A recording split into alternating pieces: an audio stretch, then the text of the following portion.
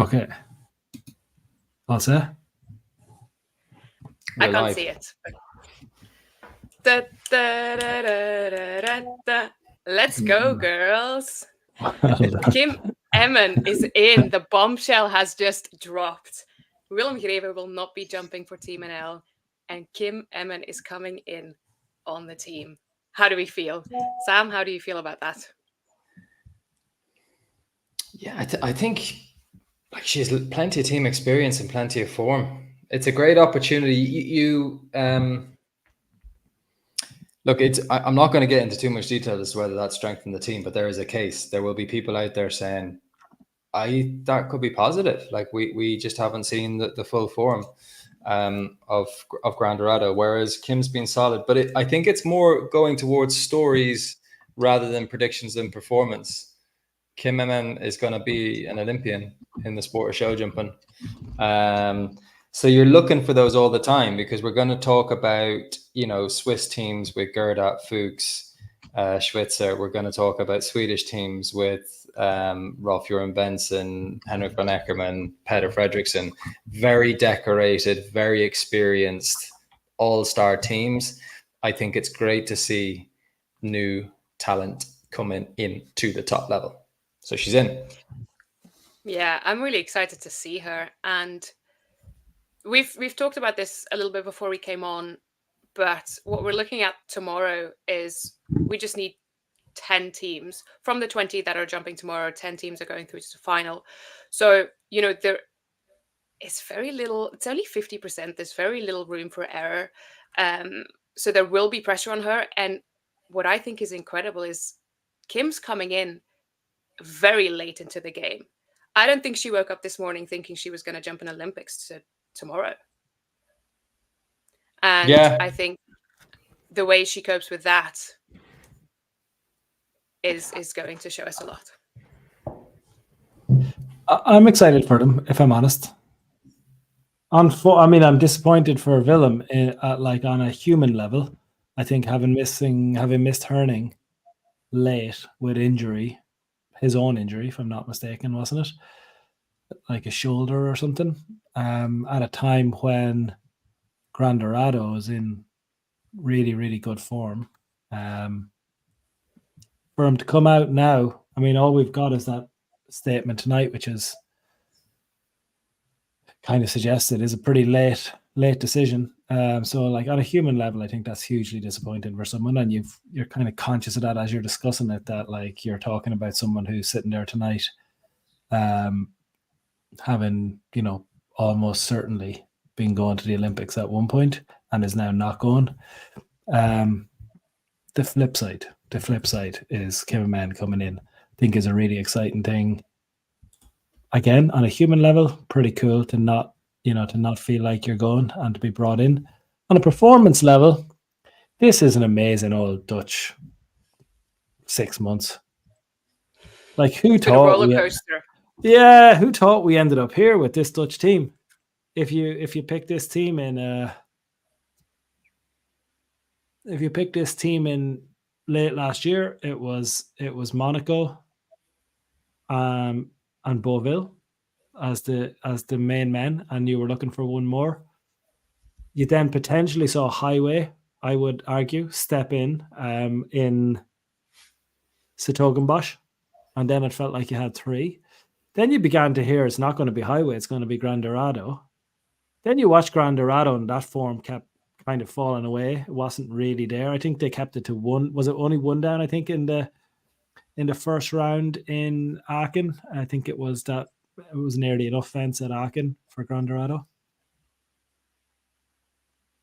It's an amazing Dutch journey, but it's am I right? But it's the kind of Dutch journey. No, was it Highway? I don't think so. Highway, yeah, and he retired. Well, I think I might do this on every show where I just subbed them in and out, confused.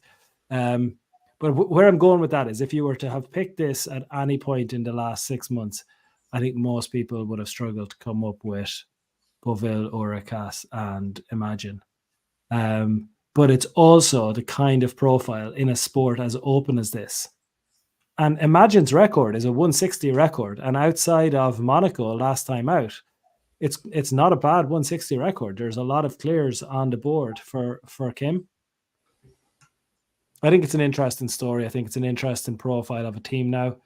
And I think it goes in there with a really decent chance. I'm sure we'll talk about the teams that have to get through tomorrow before they can really shine on Friday.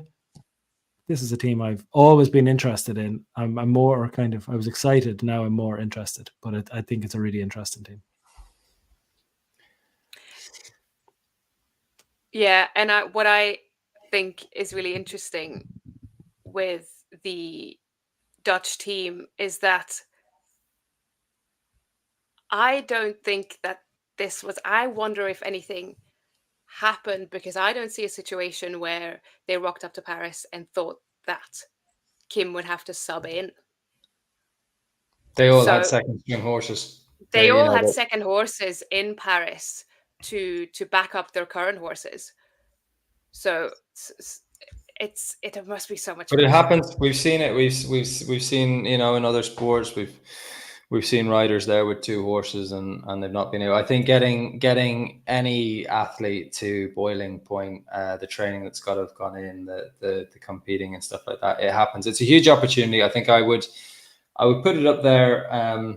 I know you will put it up there with Gilles Thomas and Richie Bogle, but we're going to see three real superstar debuts, first time ever in a championship team for Gilles Thomas and Richie Bogle as well. That's going to be Belgium for Thomas and obviously Germany for Vogel. Now, let's take those three teams. The theme that's going to happen for me, we've 10 teams tomorrow. It's very much like the key here, folks, that the two things that are different, 3 from 3, so no discard scores. That brings a bit of jeopardy, but top 10 to qualify and then a reset. So if you're seeing one down, if in the first 5 horses, you're going to see the European champion and the world champion. You're going to see Dynamix de Bellem and Steve Gerlach, and you're going to see Henrik van Ekman and King Edward. Even if either of them have a rail, it might be the only rail they have all week. And I don't think even the riders themselves would mind. I think as long as a team gets through. Now, it's probably not the job of those lads to go and put a rail on the floor in the first round, because the team managers might mind because they've got 2 more riders to come and they don't want to be playing with fire. But I actually think it's quite a nice introduction to 4 days of show jumping. Obviously 2 team coming up tomorrow and the day after, the team final the day after, and then we've got the weekend, and then we've got individual finals coming up, a qualifier on Monday and a final on Tuesday. I think it's a lovely introduction that it matters, but it's just laying the foundations. It doesn't actually matter all that much because the scores are going to reset. I'm really looking forward to watching it, kind of relaxed, but I know there's going to be moments. I think that either all the top 10 teams go through. I think that's actually quite unlikely. Probably one doesn't. But actually looking at the predictive analysis, Charlotte, I think there's every chance. I think it's just as probable that 2 of the big 10 of the top 10 don't go out. Do you want to start with who your safest are, who you feel the safest teams are, or who you think the most vulnerable teams are out of our top 10? I think I'm going to start with safe teams. I think if we're looking at our kind of top 3, I'm thinking Ireland, Switzerland, and the Swedes. They're not safe. Ireland and Switzerland they're not safe. Ireland and Switzerland aren't safe. Ireland is so safe. No, Ireland and Switzerland are safe because of the clear jumping. But I think anyone that like Sam, you did a big piece on Zucchero and Ralph for the Swedes earlier. But I think anyone that's carrying a horse, including Germany, who have had 4 down in Zucchero, no? Germany. Okay, I think I would even put Germany more in there maybe than Sweden. Anyone that's carrying a horse that has had 4 down, I think is probably safe, because Zinde surely doesn't do that. Zucchero surely doesn't do that. They're 2 of the top rated horses. But the reason that I don't think you can write them up into the top 2 who are so safe is that it's only a couple of months since Piazza, and it's highly, highly unlikely. But I think you have to allow it, even from a storytelling point of view, to say there's a safe 2 who have shown incredible consistency, like barely a rail, a couple of rails early in the season for Ireland and James Can-Cruz, and other than that, very, very limited. Legacy has a couple, time penalty in there for Morris. It's almost perfect. And the same with the Swiss team. I think they're the safe too. I think there's a 99% safe 5-4, would you say? And then I think you move into the interesting ones. Who are your teams in danger, D?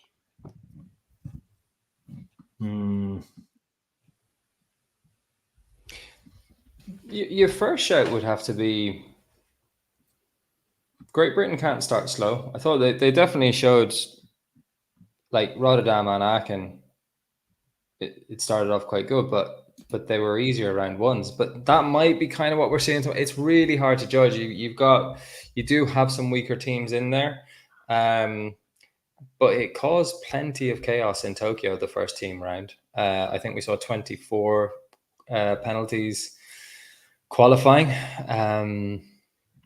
which is, I mean, that's kind of carnage. I mean, it's an average of 8 faults per rider. I mean, it's hard to see Ben Mayer, Scott Brash, and Harry Charles all having 2 down. You know, you just have to put 1 clear on the board, and then you actually have a disaster up your sleeve potentially. But I just don't think it'll be that score. Like for me, 12 or 16 faults could be in trouble. You know, like there were 5 teams on 0 in Aachen after round 1. I'll tell you who's in danger, and it's the hosts.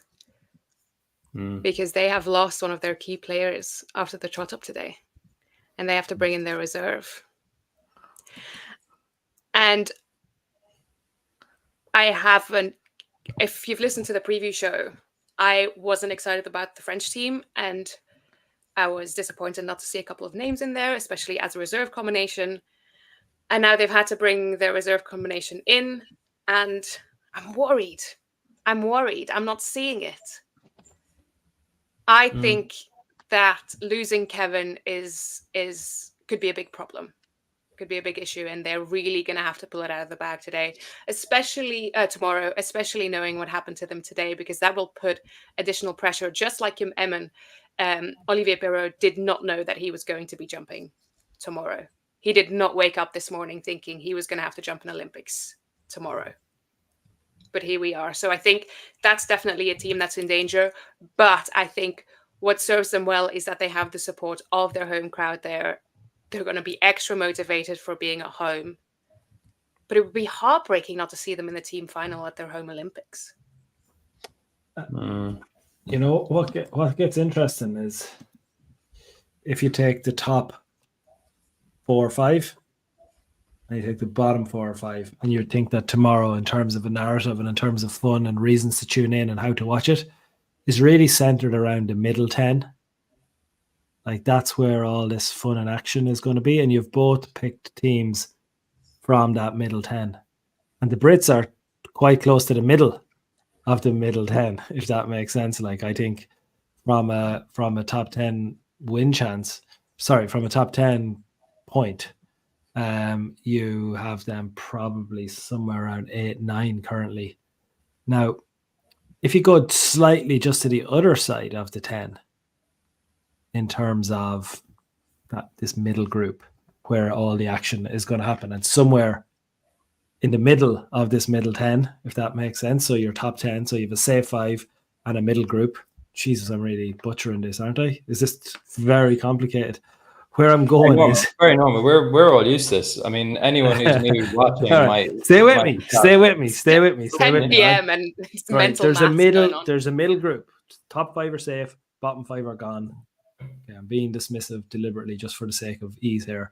Then in the middle group, only 5 of this middle group are going through, and the line is in the middle of the middle group. And actually,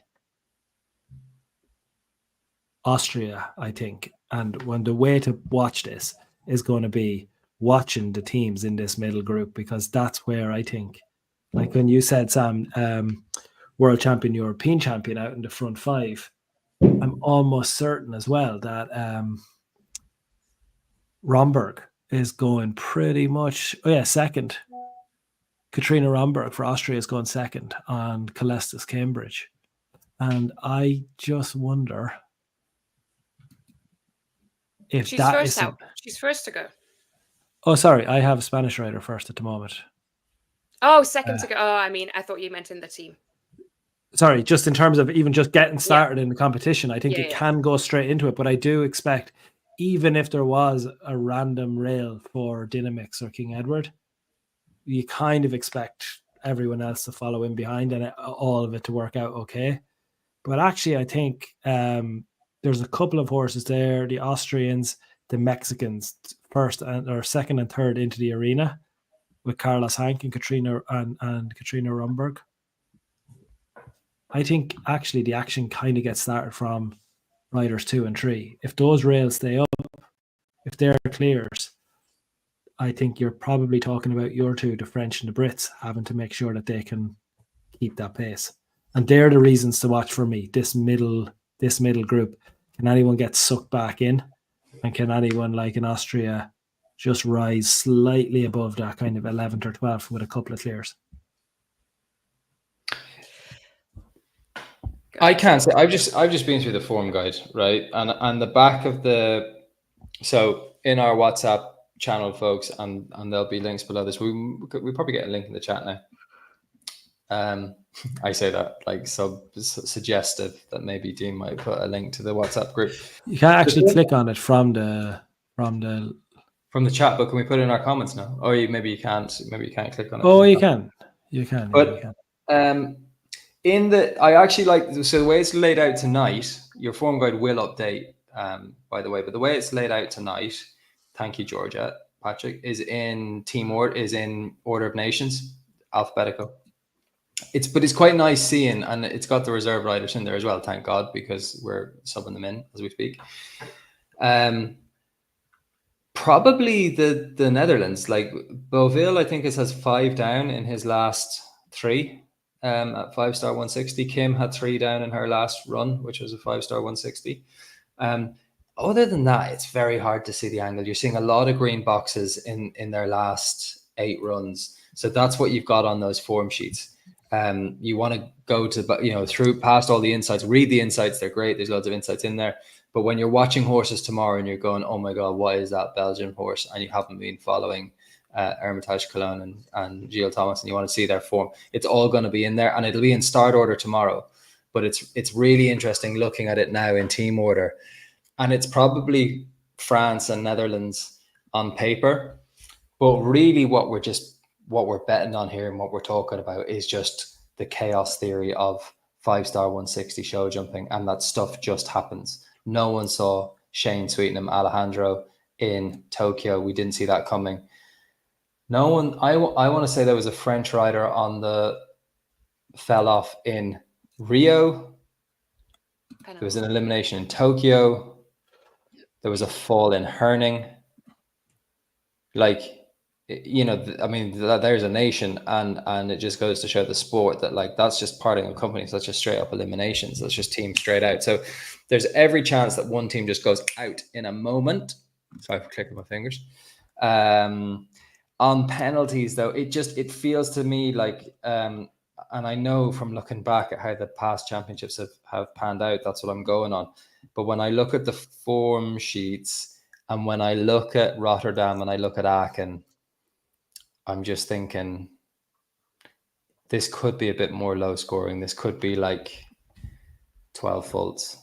I think that's why a competitor like Scott Brash could be last in the team, because if they're tied, is it going to be fastest times? If there's, if 10th place is going to be on 8 faults, 12 faults, I think that's the way they've set out the teams a little bit, that actually they've put in a third person to go and do a job of bringing it home. I think Peder might be out third for the Swedes. He'd probably be there. I mean, I know Henrik would be quickest, but he probably doesn't want to have that job being like, go and get us through to the top 10 by putting the foot down. So is Yuri Mansour out of the Olympics?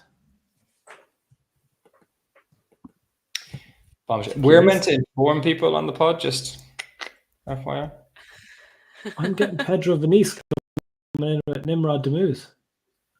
Oh yeah, that is he was reserve indeed.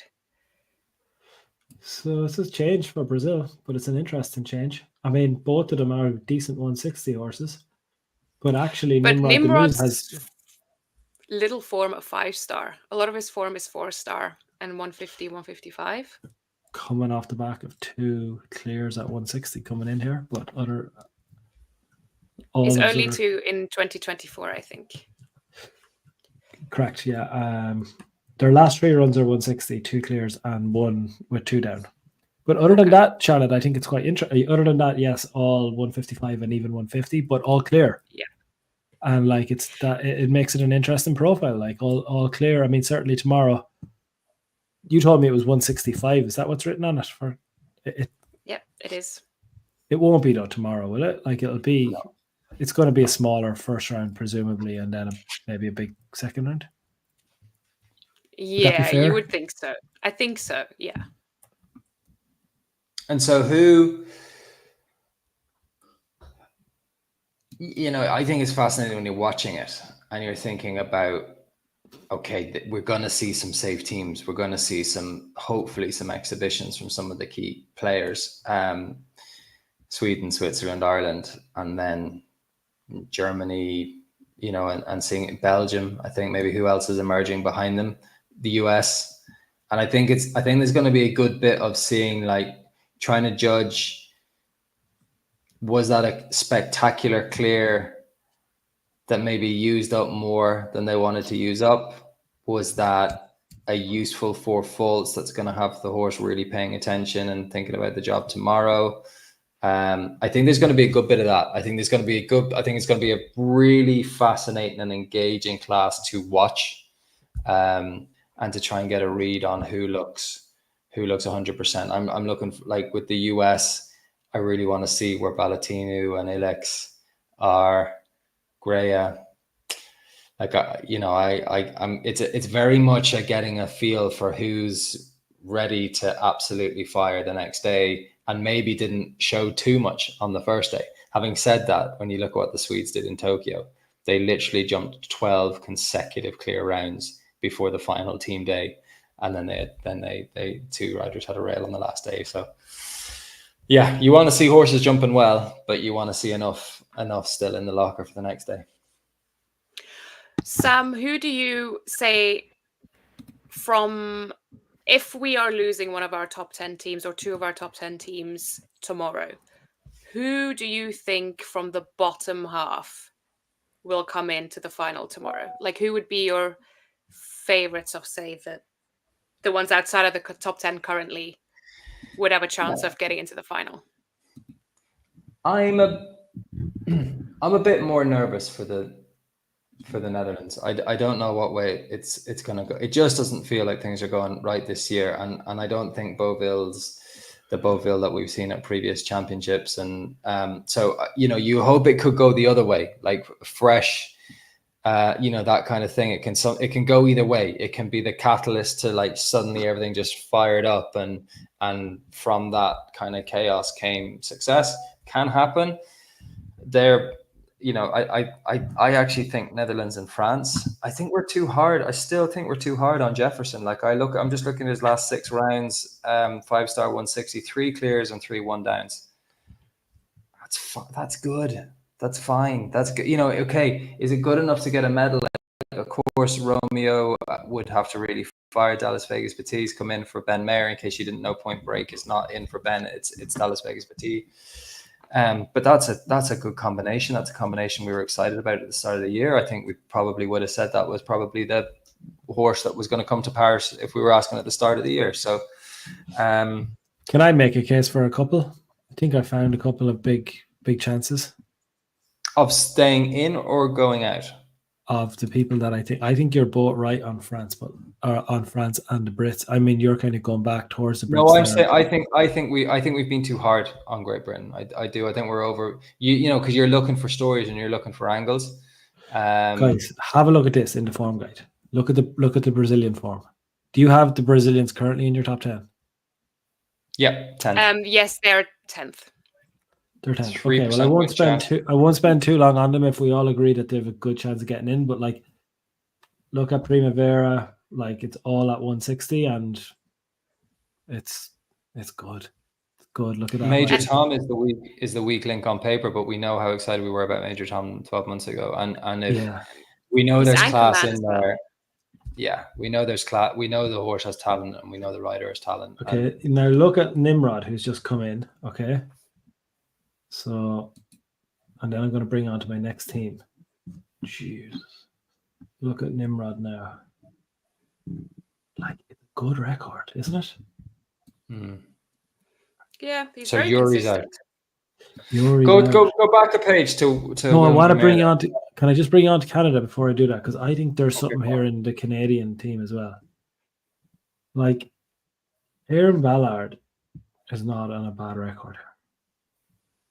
That's a very new combination as well. Right? Emerson, okay. It's not amazing, but it is off the back of a 160 clear. Now I'm in the zone of like need to get through. But like I don't think it's bad. Like look at this, Truman for Amy Miller. Like look at this top box here. Is she in? Is it Amy or Tiffany? I don't know off the top of my head. But either way, I actually think Amy. It's Amy's in a 3. Yeah, it's good. Like this is probably the leader of it. I would think her experience with coming off the back of 3 160 clears in a row. You can see here this one down at 155 in the middle of those. I think there's something interesting for the Canadians potentially happening. And I think if someone is to make a slip, it's not totally out of the question for me that it's them.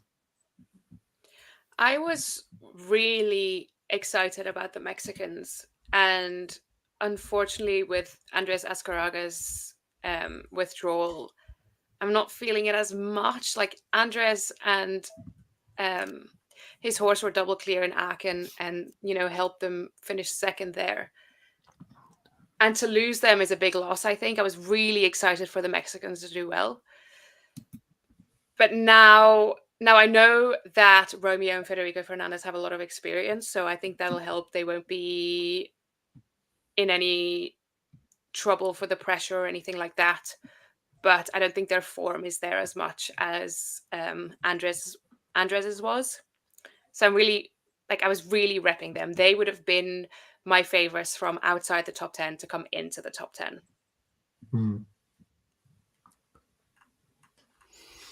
Going to see time faults tomorrow.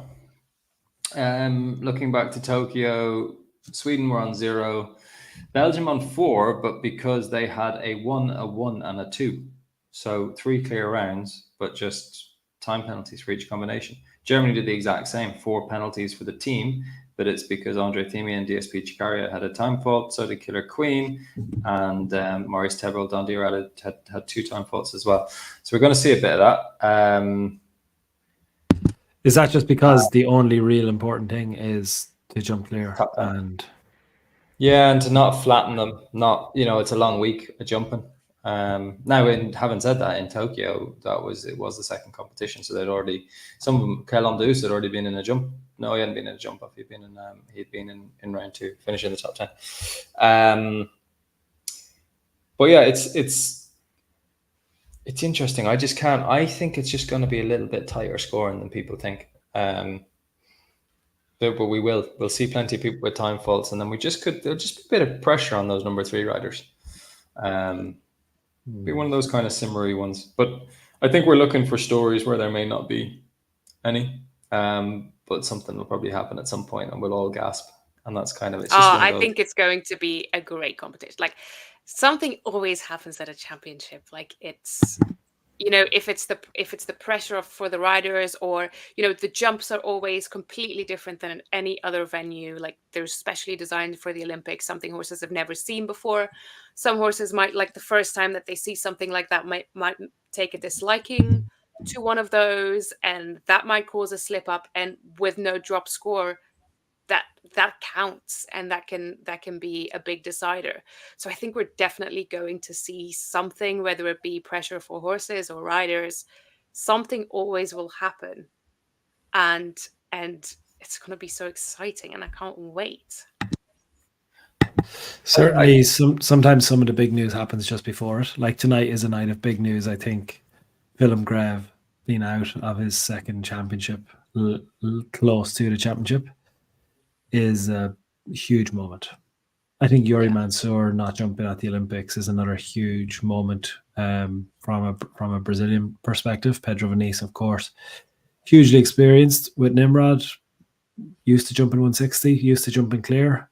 But Yuri's such a, all week, anyone that's following him on Instagram, you're following the journey to Paris, the family affair, the yellow team as they make their way to Paris. Like, there's a human story there for me with people that are out this late.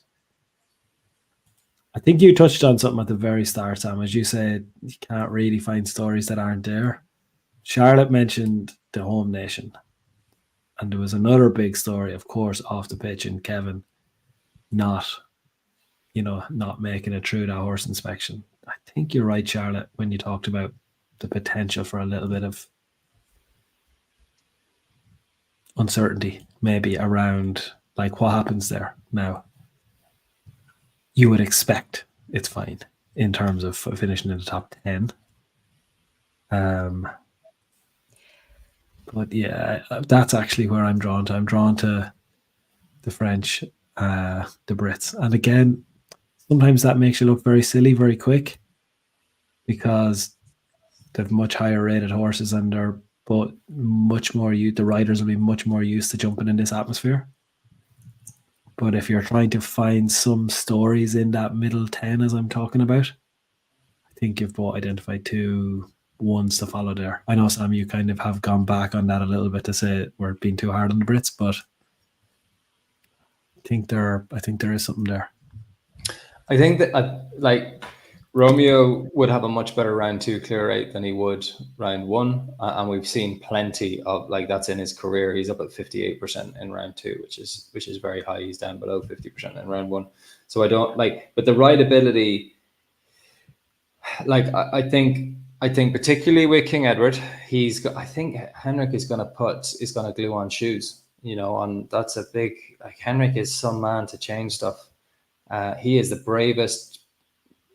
He's ballsy, and he keeps looking for, because his pursuit of progress will not get in. That's it. Can I be? And he's relentlessly looking for progress. He never wants to he never goes, I'm at the top, I'm just going to leave it the way it is and wait for someone to knock me off my perch. He's brave. He goes looking for the next thing, but you've got to, I can't wait to see it. Does it work or not?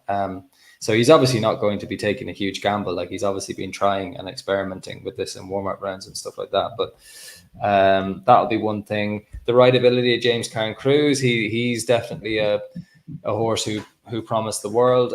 I think because he was so explosive and this raw talent and everything like that as a 9-year-old, so spectacular, literally going 2 feet over 160 fences was very visually spectacular. But you want to see him now grow up and use that power in a more mature and rideable way. And I'd like to see him look a bit sort of polite, and rideable would be nice, looking like it's the beginning of a long week and I'm just basically schooling today. He'll probably have a time fault. Richie Vogel and United Touch, I think it'll be interesting to see them after Aachen, being in that big open grass arena, all the space. There is no better arena in the world for him to have that horse in and that jump off. He's now got to sort of go back again and put everything back together. There's plenty of space in Versailles. It doesn't look small. No, but it's I understand what you mean, though. Yeah, it's different. It's also just, I think, having been peaked. I don't think Richard Vogel had any other. So, and that can be perfect. We kind of speculated on this. We've already had the eventing competition and stuff like that, and I was banging on about how much you wanted to see horses that had been kind of laid out for this. Ros Cantor, reigning European champion, and actually didn't look as good as the ones who've been battled hard. And so then you've got Steve Gerda and Dynamix, and they've kind of chosen the route of being a bit more sparing with how they've competed. They look like they've been saved for this, whereas teammate Leon Ligier, Martin Fuchs, been a lot busier, was also in Aachen, was also in that jump off, was also, as brave as anything in the jump off. So, I can't be saying that about United Touch. mean, there's a good few horses that Ilix was in that jump off in Aachen. They've had plenty of time to recover, plenty of time to put everything back together. Probably has them spot on, but you're just looking to see how the partnership looks, how the rideability looks. Fascinating. Olympic Games. It's going to be so good. It's going to be so good. I can't wait. Just one more sleep. It's like waking up for Christmas. Guys, follow our social media. There's links to our WhatsApp channel for live updates, links to the forum guide for all the stats, all the stories. We'll keep you updated with all the happenings of tomorrow and the next day and the entire Olympics. Thank you so much for sticking with us. And we will be checking in with you tomorrow.